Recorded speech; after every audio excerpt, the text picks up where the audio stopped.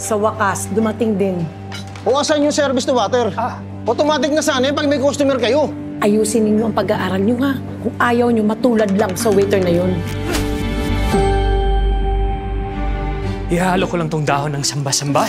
Tapos haluin mo ng maigi na parang orange juice. Hi, Kuya Pedro. Ang iingay naman tong mga duwending to. Napakatalas talaga ng pandama mo. Sayang lang, namumuhay ka ng parang patapon. Masyado kang swerte sa beto-beto ah. Kung hindi yung pandaraya, siguro may kakaiba kang kakayahan. Anong klaseng pagbibintang yan? Ano ako? May sa demonyo?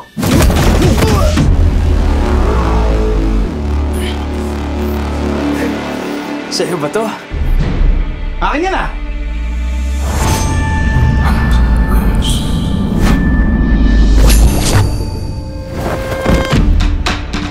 Demonyo ka!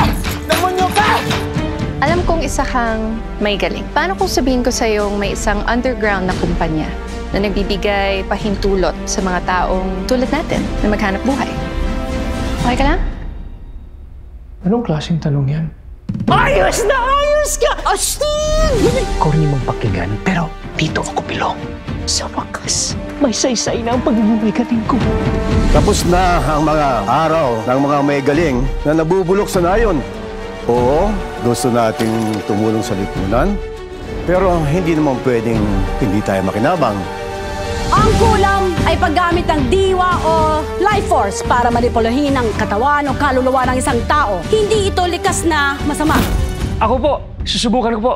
Paano mo naman masasabi na magiging mahusay ka sa ganito?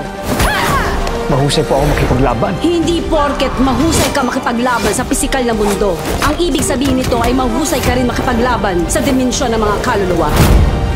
Pinagkalob sa ating ibathala ang galing na mayroon tayo. Kaya kailangan nating gampanan ng tungkulin natin sa lipunan. Sa'yo tandaan na to.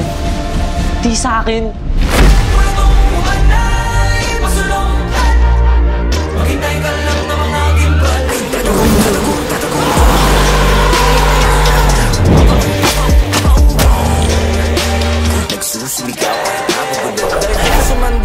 Di papakutsa, di